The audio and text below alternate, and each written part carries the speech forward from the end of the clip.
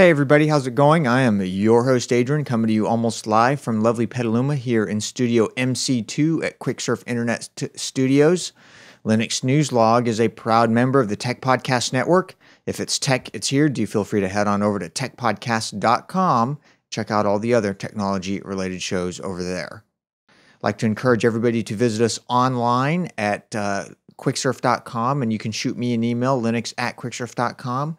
Also, please do subscribe to the show if you have not already done so. If you're a YouTube viewer, please do subscribe to the show. If you go to our website and download the show using your favorite podcatcher, thanks for subscribing. If not, that's one way to get it other than at YouTube. So you can get the subscription link in the show notes. Just visit us online, and it's all there in the show notes for each episode. Let's go ahead and get into the stories for this episode.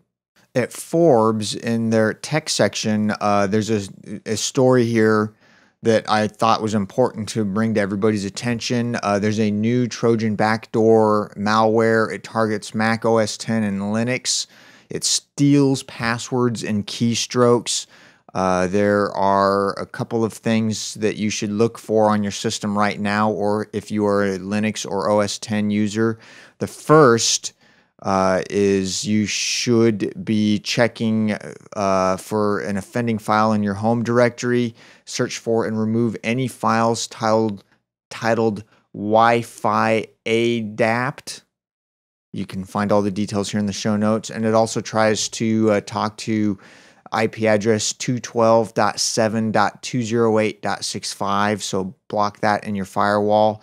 You could also respectively just wait for a removal tool from your antivirus vendor of choice. Hopefully you are using some sort of antivirus.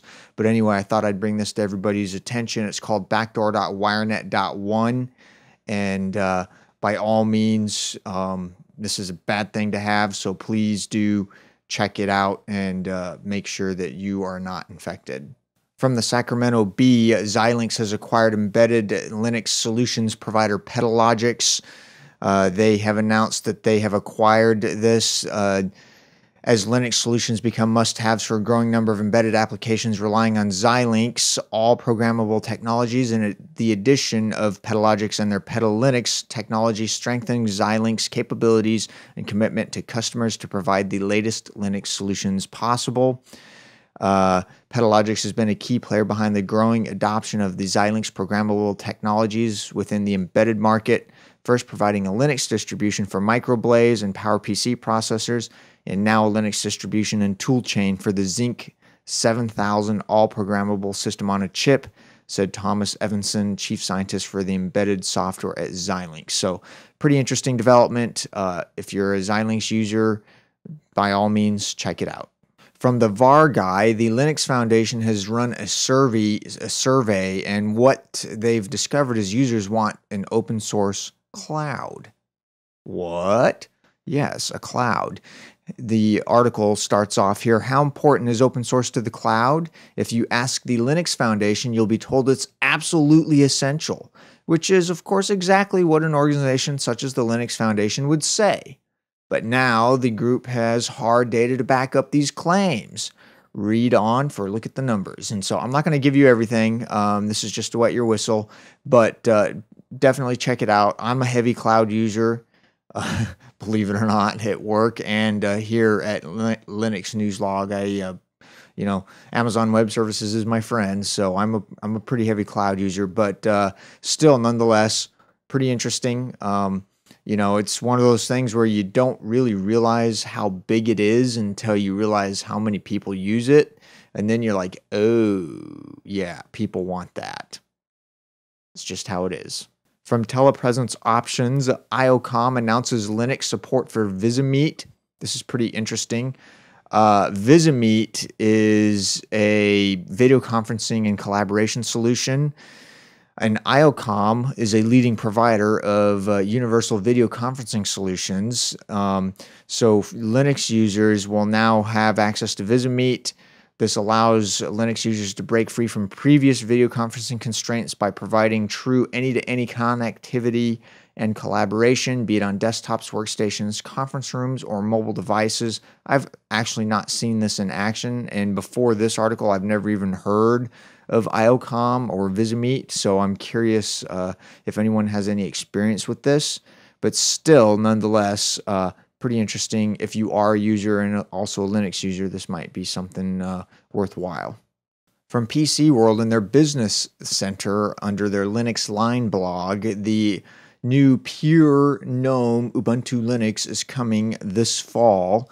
We reported on this a little while back, and it starts off here. Earlier this month, fans of the good old GNOME 2 desktop environment got some exciting news when it became clear that a version of Ubuntu Linux featuring the classic desktop was in the works. Now plans for that new Ubuntu flavor are beginning to take form, and it looks like we can expect its arrival in October-ish timeframe. Pretty interesting. Couple of items to note. The name will not be GNOME Ubuntu. Developer Jeremy Bika, I'm not sure how you pronounce your name. If I mispronounced it, I'm sorry. He has apparently said that the GNOME Foundation Board won't permit that name. So they've been looking at maybe a Nobuntu or a new Ubuntu, but no final word as of yet. The story gives a rundown of the apps and what you can still expect to see and what might be still up in the air in addition to the name. So by all means, definitely check it out if this is something you're looking forward to. I'll be looking forward to trying this out and getting it loaded up just to monkey around with it and see what it's about. From Datamation, there's a story here inside Goobuntu, Google's Ubuntu Linux distribution. Pretty interesting behind the scenes look. I'm not going to go into it a lot, but what I will say is I'm actually mildly surprised at how little Google has modified the long-term support Ubuntu that they use to make it the Goobuntu as it's referred to internally. Pretty interesting, but still. Nice read. So, if it's something that you're interested in, as always, if it's something you're interested in reading about, go to the website and check it out. Over Internet News, I ran across a story that was pretty interesting, and so I thought I'd share it here. Linux 4.0 coming in 2015. What? So at LinuxCon, Linus Torvalds was there, and he was answering questions from Twitter, and one of the questions was the naming issue. So since we're on Linux 3.0, when will there be a Linux 4.0? And his response was when we hit the 30s, i.e. Linux 3.30 kernel, they will switch to Linux 4.0 at that point. So pretty interesting. That'll probably be 2 or 3 years at the rate that things get released over there, but still, nonetheless, pretty cool. That will do it for this edition of Linux News Log. As always, everything we've talked about is linked up in the show notes. Visit us online, quicksurf.com. If you have not already done so, please do subscribe. If you have, thank you so much. And with that, I will see all of you on the next episode. See you then. Bye.